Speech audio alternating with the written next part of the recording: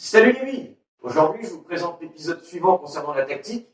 Et c'est à partir de maintenant qu'on rentre dans ce qui concerne la structure en groupe. Pour rentrer dans le sujet, je vais commencer par vous expliquer les différents rôles dans l'airsoft. Commençons par les rôles tactiques. Le premier rôle, le rusher. Généralement, le rusher, il est en première ligne, au plus près des adversaires. C'est donc lui qui déroule le jeu, débusque les adversaires. Étant au plus près, c'est donc lui généralement qui va utiliser le plus de grenades. C'est aussi lui qui peut faire le leurre. Par rapport aux adversaires les plus proches, il exerce la plupart du temps de 0 à 30 mètres. On peut les comparer aux attaquants ou aux pivots dans les sports co. Deuxième rôle, les milieux.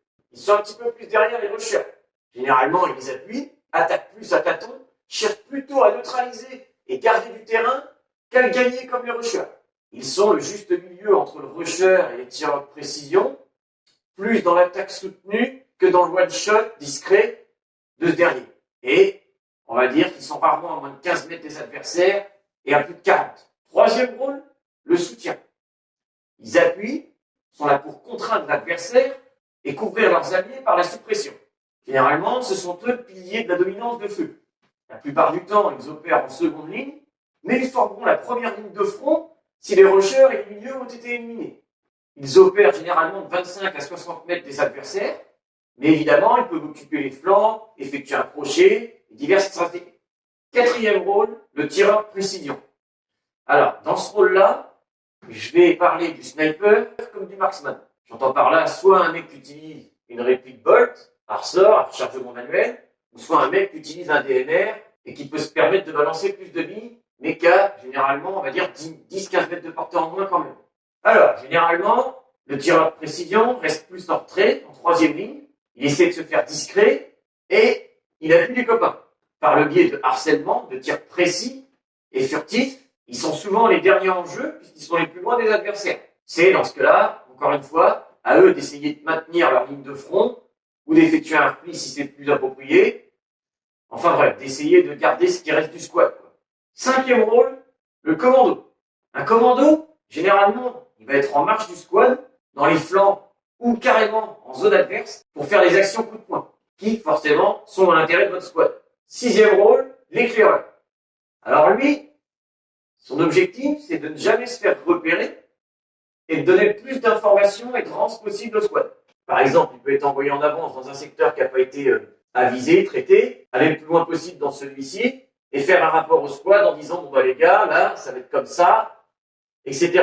Et de ce fait, l'éclaireur peut rentrer dans un rôle hiérarchique. Et on va voir ça juste après le dernier rôle tactique, le médecin. Vous connaissez tous son rôle, je ne vais pas le détailler. Tout ce que je peux dire pour le médecin, c'est que généralement, il doit rester au centre du squad pour pouvoir plus facilement aller vers tel ou tel équipier pour le soigner. Et il ne faut pas forcément qu'il prenne trop de risques. Donc, les rôles hiérarchiques. Premier rôle, le chef du squad. C'est lui le patron. C'est lui qui décide des plans stratégiques, des formations, tactiques et actions générales à effectuer. Il doit être rapide et stratège dans ses analyses de situation pour transmettre des informations claires et précises, autant de ses directives à ses unités. Et, important, mener son squad avec une bonne coordination au sein des autres groupes de votre faction. Et forcément de l'évolution du jeu. Pour faciliter son rôle, qui va quand même lui prendre de la réflexion, du temps, etc., il faut qu'il ait une bonne vision du jeu. Donc, le meilleur rôle pour lui, ça va être d'être un TP. Il est plus à l'arrière, en sécurité, il a une bonne vision de l'ensemble du jeu, il a le temps de donner ses directives, communiquer, etc. Généralement, ce que beaucoup de teams font, et c'est une erreur, c'est qu'ils mélangent ce premier rôle avec le second, le leader squad, ou le leader de section. Contrairement au chef, lui, il oriente le squad ou sa section. Il n'ouvre pas les actions parce qu'il doit, dans son rôle hiérarchique, être moins sujet à être out. Donc, désolé, je mets un petit peu la charrue avant les bœufs, mais j'ai pas le choix. Il va plutôt être second ou troisième que la tête d'une section. Je vous fais un exemple concret en incarnant ce rôle-là. C'est par exemple, mon chef de squad vient de me dire « Écoute, tu vas là-bas à 50 mètres, tu sécurises le périmètre. Donc moi, en tant que chef de section, admettons une section de 4 joueurs, je vais avoir le rôle de commander ces 4 joueurs. Et si j'ai les précisions du chef de squad par rapport à la façon de réaliser cet objectif, je vais faire en sorte que ce soit respecté. Maintenant, on va parler des rôles tactiques secondaires. Ça veut dire que vous avez toujours un rôle principal et un ou des secondaires. Le premier, le rempart. Lui, dans la mesure du possible, il va avoir une position plutôt lointaine, furtif, voire non repérée par les adversaires. pour effectuer une contre-offensive ou une embuscade. Rôle secondaire numéro 2, le bouclier. Alors lui, c'est pas toujours autorisé, mais quand ça l'est, ça peut être vachement utile. Dans plein de situations, même en extérieur. Notamment pour ouvrir les progressions, les avisements, se poster, spotter, ou parfois même créer un petit poste de couverture qui va être déterminant et considérable dans un périmètre où il n'y en a pas. Et j'en parlerai plus en détail dans une autre vidéo, mais quelque chose de très efficace que vous pouvez faire, si vous avez un squad avec un certain nombre de joueurs, c'est d'avoir deux boucliers qui travaillent ensemble, parce que s'ils se mettent côte à côte, ils vont former un couvert large. Troisième rôle secondaire, le spotter. Alors lui, son rôle principal, c'est pas de tirer, c'est d'analyser le plus possible la situation et de donner des renseignements, porter toute son attention à surveiller et indiquer les meilleures actions à entreprendre au bon moment. Bon, forcément, vous l'avez compris, généralement, son rôle principal, ça va être un TP. Je vous donne un exemple de son efficacité. Vous êtes sous la dominance de feu d'un autre squad. Vous êtes tous à couvert, dès que vous sortez un nez, il y a des billes qui sifflent. Vous savez pas trop comment faire. Lui, il est au loin, il est pas repéré, il voit tout ce qui se passe. C'est avec lui qu'il va communiquer quel équipier peut attaquer quel adversaire le plus efficacement possible pour sortir de cette situation-là. Et derrière, lancer un tir groupé pour que vous preniez éventuellement la dominance. Quatrième rôle secondaire, le gardien. Alors lui, son rôle, ça va être de couvrir, protéger un joueur, voire plusieurs. Et souvent, le joueur qui protège va avoir un rôle décisif au sein d'une situation. Exemple concret, le gardien, c'est un TP, et il protège son binôme de rusher qui tente de gagner du terrain. Exemple numéro 2, dans telle situation, vous avez le gunner qui tient un rôle décisif, et ben vous lui mettez un milieu pour le protéger. Cinquième rôle secondaire, qui est très peu connu, pas du tout populaire, très peu joué, le mortier. Ça va souvent être le gunner, ou un milieu, parce que forcément il est dans une distance appropriée. Qu'est-ce qui va lui permettre de jouer son rôle? Ça peut être un air vortex, ou même une réplique légère et compacte qui est faite pour tirer en cloche. Et concernant les rôles, en dernier, on a leur caractère. Est-ce qu'il va être offensif, défensif ou décisif? Donc, offensif, il cherche à gagner du terrain. Défensif, à le garder.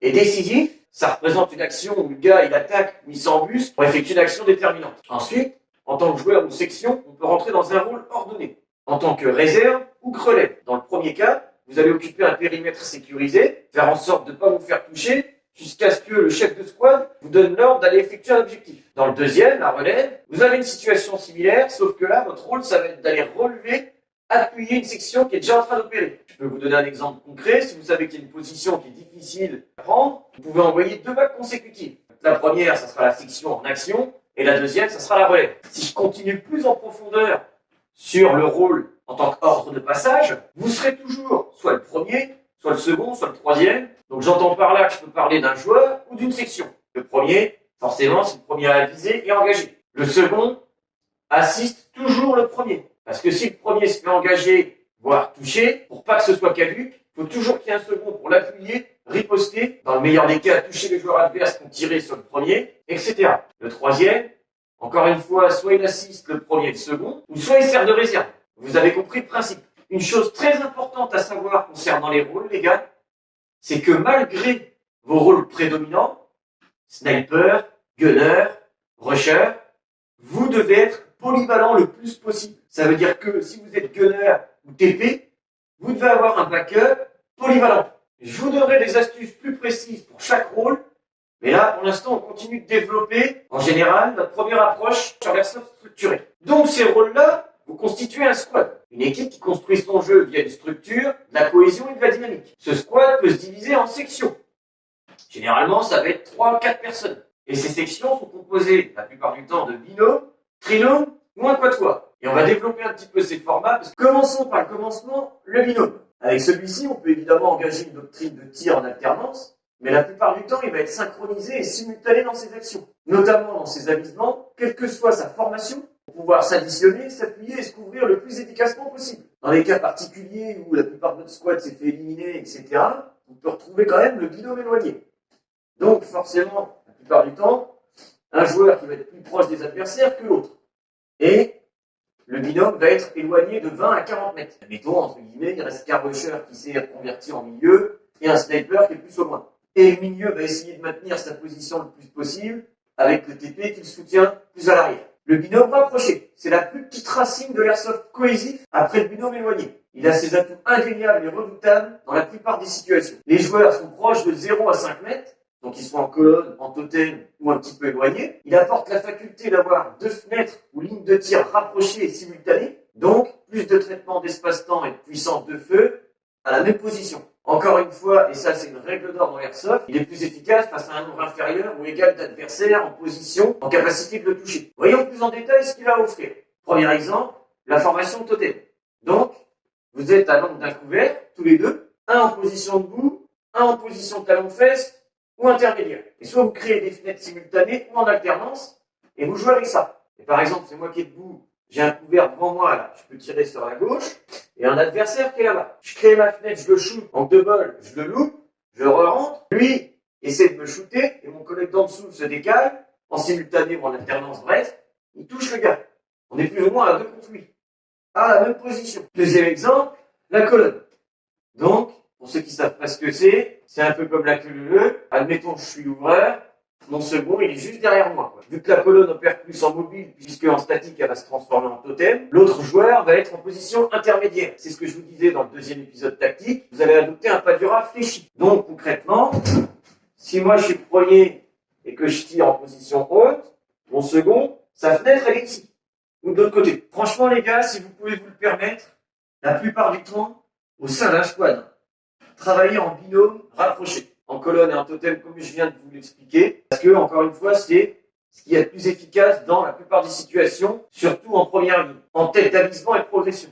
Parce que ça permet d'avoir 2 joueurs sur la même position. Maintenant, forcément, plus efficace s'il est appuyé et couvert. Et c'est là qu'on va rentrer dans ce que j'appelle la trinité sacrée, le trino. Donc, dans le cadre du trino, c'est ce que je viens de dire, on devient plus efficace qu'un binôme, puisqu'on intègre ce dernier-là avec un 3e joueur qui, lui, va garder toujours une distance, la plupart du temps, avec le binôme, et remplir le rôle que je vous ai décrit précédemment, d'appuyer le binôme avec une distance de sécurité. Le trinôme, c'est une façon simple de s'initier à l'airsoft structuré. Et je pense que c'est le meilleur chemin à emprunter pour commencer à évoluer là-dedans. L'importance de ce trinôme-là, les gars, ça va être d'apprendre vraiment la base de la bonne doctrine. Et pour moi, la première règle d'or, c'est avant tout de protéger sa section, soi-même et ses équipiers, avant de se dire « je vais gagner du terrain, je vais faire du frag, le commando d'élite, etc. » Encore une fois, pensez collectif, pensez que votre jeu doit s'intégrer à votre formation et non le contraire. Donc, si au sein de mon trio, par exemple, je suis le 3e joueur, voilà, mon rôle principal, c'est pas de faire le plus de frags possible.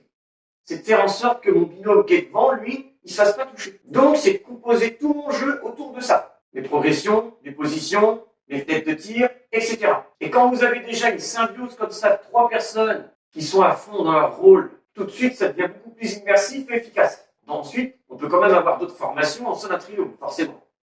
Donc, je vais vous donner plusieurs exemples. Truc classique, on prend 2 milieux et un TP. C'est ce qu'on voit généralement en plus en airsoft très créatif, où les mecs n'ont pas forcément de guerriers, ils vont être plus prudents, plus sur la réserve. Donc, ça donne ça. Et parfois, forcément, c'est ce qui est le plus efficace, puisque, en plus, selon le périmètre, un binôme rapproché ne va pas s'adapter à celui-ci, de même qu'un rush. Donc, on va plus être dans le maintien et la neutralisation avec cette formation. Et encore une fois, ça fonctionne en symbiose. Donc, les 2 milieux, eux, ce qu'ils vont faire, c'est évidemment ce que je viens de dire, essayer de maintenir leur périmètre et faire de la neutralisation, donc du frag, mais leur rôle principal, ça va être de couvrir le TP, qui, lui, logiquement, a plus de distance, de discrétion, etc. Donc, ça va plus être lui, au final, qui va faire plus de frags possible, et qui va être protégé, je dirais brouillé vis-à-vis des adversaires, par les milieux qui sont plus proches. 3e exemple, on peut avoir 2 rushers avec un milieu. Vous avez compris le principe. Ensuite, vous pouvez adapter un quatuor. Donc, 2 binômes, un trinôme quelconque renforcé par un 4e joueur, etc., etc. Et ça nous amène sur ce que j'appelle les unités coordonnées, soit le squad entier, ou soit une section où là, on va composer avec des binômes, des trinômes, des quatuors, ou additionner ça, en additionnant ces formats. Je vais vous donner des exemples généraux. À 5, on va avoir un binôme, un trinôme, 2 binômes avec soit un TP, un gunner ou un médecin, ou une unité coordonnée avec un TP, un gunner et 3 rushers milieu. À 6, vous pouvez avoir 2 trinômes, 3 binômes, un trinôme, un binôme, un joueur avec un rôle complémentaire. En unité coordonnée, 2 TP, un milieu, un gunner, 2 rushers, etc., etc. Je fais une petite interlude pour faire la jonction entre les 2 chapitres principaux de cette vidéo-là, parce que je me suis décidé à aller sur un de nos terrains partenaires pour faire un petit tour et vous démontrer ce que je vous ai expliqué dans la première partie de la vidéo. En partie du moins. Notamment ce qui concerne les binômes, les trinômes, les quatuors et leur progression plutôt linéaire, en tiroir, en quinconce, comment un binôme rapproché en colonne en totem fonctionne, comment on aborde un virage. Enfin, vous allez voir plein de techniques différentes. Alors là, on va pas tout traiter. Mais, alors là, on va traiter ce qui s'approprie au terrain. Le reste, on le verra dans la prochaine vidéo, notamment comment progresser avec des unités coordonnées, où là, les binômes vont être plus rapprochés, mais avec une distance minimale, que ce soit en ligne ou en profondeur vis-à-vis du périmètre que vous allez traiter. Voilà, je sais qu'il va y avoir des répétitions dans cette vidéo-là, mais je veux bien marquer le point sur l'importance du binôme, trinôme, quatuor, de son efficacité, dans la façon de procéder que je vous explique. Les gars, si vous mettez ça en place dans votre équipe, vous allez voir, ça va tout changer, ça va considérablement améliorer votre qualité et votre plaisir de jeu. Alors malheureusement, parfois, dans la seconde partie, c'est pas très clair quand je parle de binôme, trinôme, parce qu'on sait pas si je parle d'un joueur ou du binôme, du trinôme en lui-même. Ça, malheureusement, ça va être à vous de trier le grain de livret, mais concrètement, la plupart du temps, quand je parle du trinôme, je parle du troisième joueur. Désolé. Et quand je parle du binôme, je parle du second joueur aussi, qui est avec moi. Voilà. Et je voulais essayer de vous résumer les techniques que vous allez voir d'une façon plus concise. Donc concrètement, dès que c'est plus favorable d'être en colonne, en totem, plutôt qu'un binôme rapproché avec une distance de sécurité, faites-le. Parce que, comme je vous l'ai expliqué et je vais vous le réexpliquer de plusieurs façons différentes, vous êtes deux à une même position en simultané, donc ça vous donne beaucoup plus de puissance, de possibilités donc de tir simultané, de riposte, etc. Travaillez à deux dans la mesure du possible, avec toujours un appui, un soutien de 1 voire 2 joueurs décalés. Et ensuite, il y a la technique de base du tiroir. Du tiroir, quand vous êtes en avisement individuel, ou du moins vous arrivez sur un virage, un angle, le premier binôme se pose au préalable avant d'aviser, le second rejoint prêt à appuyer le premier binôme de tête qui lui va aviser et ensuite progresser. Il faut toujours exploiter, mobiliser les forces que vous avez. Ça sert à rien qu'elles restent à l'arrière, à moins qu'elles établissent une position de maintien et de défense, ou une ligne de front, une relève, une réserve, etc. Donc les gars, en fonction de combien qu'on est, soit on peut se diviser, ou alors on reste groupé. Si on est peu nombreux, c'est mieux qu'on reste groupé, qu'on choisisse une direction, et si on est genre 6, on peut se séparer en 2 trinômes ou en 3 binômes, et c'est parti. On avise en ouvrant l'angle, je me sers du couvert végétal là pour me protéger, je m'accroupis, et j'avise petit à petit. Une fois que j'ai fait ça, je choisis une direction. Alors là, je me dis, tu vois, il y a peut-être des mecs qui se sont planqués là-bas. Donc si je prends ici, bah forcément, je vais avoir plus d'angle à couvrir. Donc ce que je vais faire, c'est que je vais longer le terrain. On va dire ici, c'est la fin de mon périmètre. Et tout ça, ça va être le prochain périmètre que je vais traiter. J'ai choisi d'aller dans cette direction-là. Mon binôme, il va continuer à me suivre. Mon trinôme un petit peu en retrait aussi. Et là, comme je sais que je vais traverser, qu'il y a des risques, je ne peux pas aller trop lentement. Donc là, tac, je vous le montre en marchant, parce que sinon le téléphone, il va trop gigoter. Là, tac, je peux faire un petit arrêt ici vite fait pour regarder, mais bon, il n'y a pas forcément trop de ligne de tir.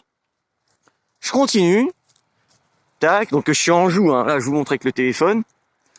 Arrivé là, il y a un virage. Il y a des couverts végétatifs, donc c'est assez risqué. Vitesse adaptée, ni trop lent, ni trop rapide. Encore une fois, en mode colonne avec le binôme. Le trinôme, là, s'il est trop loin, il va pas forcément servir. Donc je pense qu'il peut nous rejoindre pour faire une colonne et lui prendre un petit peu plus d'angle, mais pas nous devancer. Et on avise l'angle. Voilà, on fait une petite reco dans le coin et on est reparti. Tout là, j'étais en gaucher. Là, forcément, pour ouvrir ici, je dois passer en droitier. Alors là, vous voyez, après tout le couvert végétatif là au niveau de l'avion, je sais pas trop ce qui se passe. Enfin, forcément, moi je connais le terrain, mais on va dire, je sais pas trop ce qui m'attend derrière. Donc là, je vais être plus prudent. Et là, on continue à garder cette formation là. Et éventuellement, si on est plusieurs, on peut divertir un petit peu les lignes. Donc je peux garder un mec là, derrière le couvert végétatif qui est prêt à tirer. Voilà, il a un petit angle de vue. Je garde toujours mon binôme avec moi. Donc là, je vais avancer, vous voyez. J'ai plusieurs lignes à traiter. Ce que je vais faire, c'est en statique par rapport à mes couverts, je vais déjà traiter toute l'horizon. Donc je vais mettre l'attaque, je vais traiter, je vais décaler là un peu, je vais traiter, ou alors mon binôme il va le faire. Vous voyez, hein, les gars, de 2 mètres d'écart, des fois, ça ouvre 10 fois plus de lignes et donc de tir qu'à la position précédente. Là, tout de suite, vous voyez, j'ai un couloir qui est là-bas. Tout là, j'ai un voile végétatif, mais on peut éventuellement me tirer dessus à travers, etc., etc. Donc, on traite tout ça. Ensuite, on est reparti. Moi, ce que je vais faire, c'est que je vais, encore une fois, longer. Je vais longer. Ici, vous voyez, je vais surveiller à chaque fois, bien comme il faut. Toujours le point zéro de mon avisement. Donc là, vous voyez, par exemple, je sais pas si vous allez voir comme il faut, mais vous voyez, tac, déjà là, il y a le couloir, à travers, les branches et tout. Hop, ce qu'on peut faire, c'est faire une petite pause ici, après avoir avisé. Vous voyez, il y a 2 embranchements. Donc moi, ce que je vais choisir, tracer là avec mon binôme, et lui, mon trinôme, il va suivre un peu derrière et il va se poser ici. Donc tac, on avance. Mon trinôme, il se pose ici. On avise. Petite pause ici. Hop, le trinôme, il voit qu'il n'y a rien. On avance, le trinôme, il suit ici. Tac, là on arrive, il y a un nouveau périmètre qui se découvre. Tac, on fait une pause. On reste 5-10 secondes. On prépare le prochain périmètre à traiter. On décide de l'itinéraire qu'on va prendre. On repère les couverts. Là, je sais très bien que passer ici, il va y avoir de l'avisement multiple, hein, toute une horizon. Donc ça va être plus compliqué. Là, le terrain, il n'a pas été dégagé ici, donc je peux pas passer comme ça. Là, c'est bouché hein, dans l'espèce de renfoncement. Là, c'est pas exploitable, on peut pas repasser derrière. Donc je vais être obligé d'arriver là-bas. Donc je me prépare déjà à ça. Alors, en fonction de cette situation-là, si on reste comme si on était 3, bah vous voyez, hein, forcément, il y a le gros pneu qui est là, il y a les tonneaux qui sont là, il y a le couvert végétatif, etc. On va se poster en binôme derrière les pneus en premier, le trinôme il va se mettre là. Et c'est de la logique à chaque fois. Donc là, tac, on continue d'aviser. Alors les gars, c'est ce que je vous disais. Hein. Là, on se préoccupe pas de ce qui s'est passé derrière, etc. Pour l'instant, on traite devant. Donc là, j'arrive, vous voyez, bon, forcément, j'arrive ici tout de suite. Hein. Dès que j'arrive là, vous voyez, encore au virage, ça me donne encore un avisement individuel. Tac, tac, tac, tac, tac. J'ai tout ça à aviser. De mon angle. Je pars pas comme un vainqueur. Alors, je traite rapidement, mais de mon angle en sécurité et ensuite je repars. Tac, je traite aussi ici la ligne qui est là, parce que vous voyez, jusqu'à l'horizon, là, jusqu'à à peu près 40 mètres là-bas, on sait jamais. J'arrive ici, je me poste là. Mon binôme, il va venir ici, en support, et mon 3e joueur, il va se mettre là. Si j'ai un 4e joueur, ce que je peux faire, c'est le mettre pour surveiller éventuellement ce côté-là. Mais là, on a dit qu'on restait sur du frontal. Donc là, vous voyez, il y a quand même pas mal d'horizons. Hein, là, je sais, en connaissant le terrain, que là, il y a pas mal de cachettes, etc. Donc, forcément, je vais devoir traiter ce côté-là. Donc là, hop, j'ai traité mon horizon. Je sais que là, c'est un nouveau périmètre. Même si j'ai pas fait beaucoup de trajets, ça, c'est un périmètre que je dois traiter. Là, ce que je vais faire, c'est que je vais demander à mon binôme et mon 3e joueur de continuer à surveiller un petit peu quand même. Ici, là. Vous voyez, là, tout de suite, ça commence à devenir plus compliqué. Même à 3. Je repars un peu en arrière. J'ai tout ça à traiter. Et là, dès que j'avance, tac, tout de suite, vous voyez, il y a encore ici, en contrebas. Plus j'avance vers cette direction-là, plus je me découvre ici. Hein, donc, ça fait encore une fois plusieurs angles, plusieurs lignes de tir à traiter en même temps. D'où l'intérêt d'utiliser régulièrement la colonne, au moins à 2. Donc là, moi, si je pars comme ça, tac, forcément, hein, j'ai jeté un coup d'œil ici, et tout de suite, je me redirige comme ça. La meilleure des situations, mon binôme, lui, il vise toujours plus ou moins au même endroit où je vise, il me suit, pour pouvoir riposter aussitôt. Et le trinôme, le 3e joueur, lui, il a un décalage pour surveiller éventuellement, un petit peu plus en détail, les endroits que nous, on a scannés. Donc, on est reparti. Vous voyez, là, soit je prends le risque de rester au milieu là, mais par contre, je suis plus discret par rapport à l'herbe, ou soit je fais un peu plus de bruit, je suis un peu plus lent, et je coupe dans les fougères. Donc là, moi, je vais pas m'emmerder, je prends par là. Là, tout de suite, là, je vois que c'est plus accessible, je coupe. Tac. Et je continue ma progression. je traite le périmètre. Voilà, toujours encore une fois, là, dans cette situation-là, hein, ça va d'instinct avec mon trinôme, deuxième joueur en colonne, et là, pour cet espace-là, mon troisième joueur, il va comprendre que c'est plus tactique de rester un petit peu en retrait. Une fois qu'on arrive ici, tac, on s'arrête, parce qu'il y a encore un nouveau virage, ça découvre de nouvelles horizons, là, jusque là-bas, vous voyez peut-être pas trop. Donc là, on attend que le troisième joueur nous rejoigne, pour qu'il soit prêt ici, à nous couvrir, pendant que nous, on continue. Voilà, ça fait de la progression en tiroir. Donc tac, on continue, vous voyez là tout de suite. Hein, je marche droit par là, mais bon, si je me décale un petit peu, mine de rien, il y a le fort qui est là, il y a des fenêtres, etc. machin. Ça, il faut le traiter aussi. Et ensuite, il y a tout ça, la broussaille, etc. Voilà, d'où l'intérêt d'avoir mon troisième joueur, ou si par exemple mon troisième joueur et puis un autre quatrième qui vient se poster dans le secteur ici, pour pouvoir surveiller ici. Nous, on vient traiter là d'abord dans un premier temps, on se met à l'abri, tac, et on ouvre les angles. Au fur et à mesure qu'on avance, mon deuxième binôme, mon troisième joueur, il suit. Ils nous rejoignent pour sécuriser cette position-là, et nous, on va continuer. Là, par exemple, ce que vous pouvez faire, c'est faire deux binômes espacés de quelques mètres.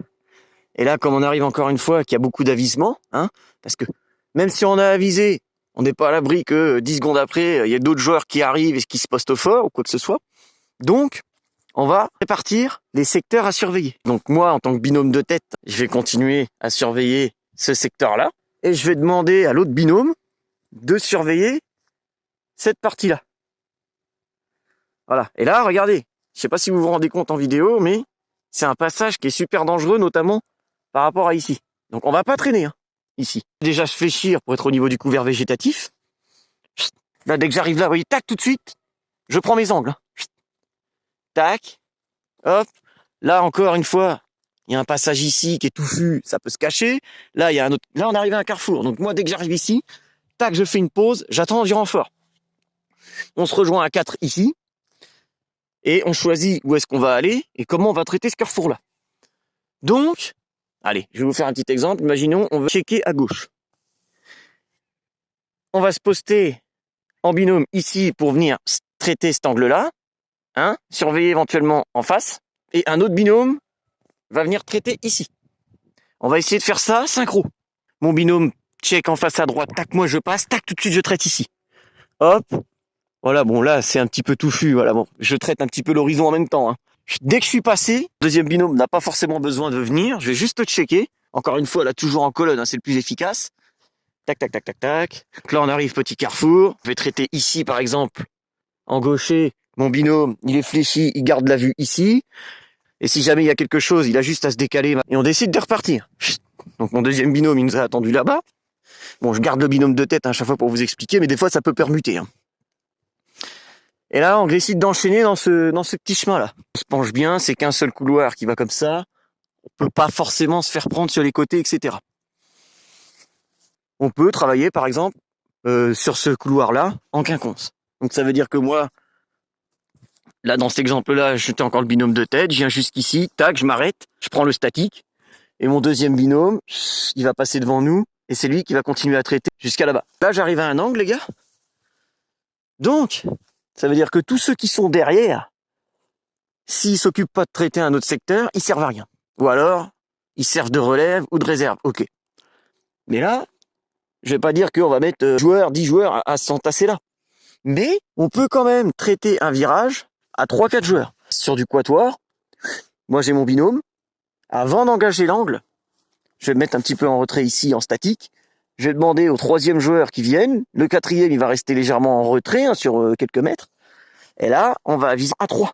Ça fait plus de puissance de feu, de riposte éventuelle, d'angle de tir, etc. sur la même position, encore une fois. C'est plus efficace que si moi j'arrive et que je traite le truc tout seul et que je suis attendu. Allez, on continue.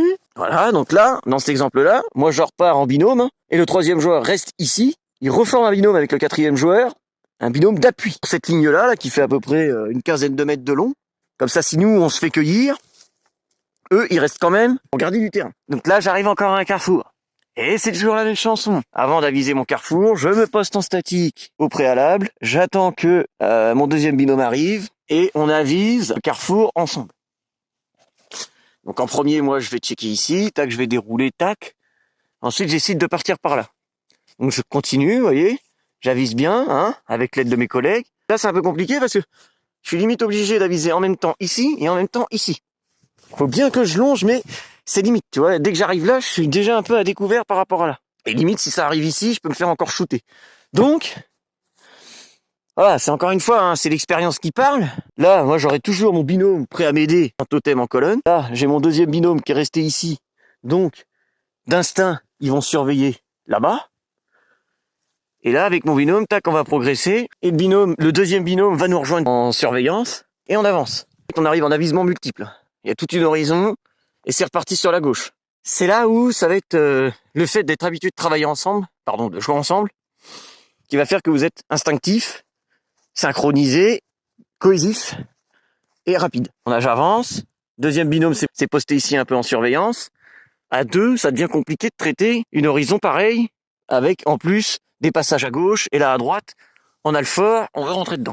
Là, il va falloir répartir encore une fois les secteurs. On va prendre un binôme qui va surveiller sur la gauche, et nous, on va essayer de rentrer dans le fort. Donc là, tac, j'avance. Je traite quand même ici. Un joueur qui traite ici, moi qui traite ici, parce que là, vous voyez, c'est compliqué. On est obligé de traiter plusieurs angles en même temps. Et tout de suite, là, je perds pas de temps, hein, parce que c'est dangereux. Je rentre et je traite le fort. Vous jetez une grenade, vous la faites discret, vous faites comme vous voulez, vous traitez le fort au mieux. Je peux faire un petit check aux fenêtres, etc. Et là, admettons, je veux repartir par là. Vous voyez, hein, encore une fois, avisement multiple. Par rapport à ma position, j'essaie de m'aider en fait des couverts qui soient végétatifs, hein, ou structurés pour aviser l'angle le plus risqué par rapport à moi. Donc là, pour moi, c'est celui-là. J'ouvre celui-là, sans essayer de trop avancer pour me découvrir par rapport au reste. Mes collègues suivent et d'aviser les autres angles, et on avise. Et on avise et on avise. Là, encore une fois, c'est un peu complexe à traiter. C'est pour ça que j'aime bien aimer ce terrain-là pour vous faire la vidéo. Là, ce qu'on peut faire, c'est se rejoindre, poster plusieurs joueurs. Et en même temps, on va traiter un petit peu toutes ces zones-là, ces angles-là. Là, encore une fois, vous voyez, on va traiter un T. Ça veut dire qu'on arrive, nous, comme ça, on a un coup à droite, un coup à gauche à traiter. Ça va être la même méthode que tout à l'heure. Si on est 4, on va prendre un binôme qui va traiter ici, un binôme qui va traiter ici en même temps. Donc on traite, prend cette direction-là. Une fois qu'on est en sécurité par rapport à ici, le deuxième binôme suit. Là, forcément, hein, c'est un petit peu plus tactique CQB. On est minutieux, tactique. On sert des angles, des hauteurs les plus appropriées et on avance. Donc là, vous voyez, par exemple, dans cette situation-là, c'est pareil. Encore une fois, c'est la même méthode de base. Là, dès qu'il y a un angle, je me pose. J'attends que mon deuxième binôme vienne pour pouvoir me remplacer. Et hop, je prends la ligne. Et là, mon deuxième binôme, tout de suite, il est là, prêt à m'appuyer. Donc là, je peux checker vite fait ici, mais c'est pas forcément le but. Je continue, je trace. Hein, j'avise un petit peu les hauteurs, etc. Carrefour, je me pose. Deuxième binôme nous rejoint. Et c'est toujours pareil. Il se poste prêt à nous appuyer. Vous voyez, là, tout de suite, comme c'est un S, dès qu'on arrive là, il servira plus à rien. Donc tac, on attend. Le deuxième binôme revient. Prêt encore une fois à couvrir le premier qui va progresser. Dans cette ligne-là. On check vite fait ici, tac. Et on est reparti. On check vite fait à droite. Hop. Et on est reparti. Et voyez là par exemple, moi je laisserai mon binôme quand même d'appui tout au fond. On peut faire une petite variante, on peut laisser un seul joueur au fond et le troisième à chaque fois qui suit et qui check les interstices. Et voilà. Bon bah voilà les gars, hein, ça c'est un petit exemple hein, à 3-4 joueurs. Et puis bah forcément vous avez compris un peu le système. Si vous êtes plus nombreux, vous mettez plus de soutien, plus d'appui, etc. Allez, la bise.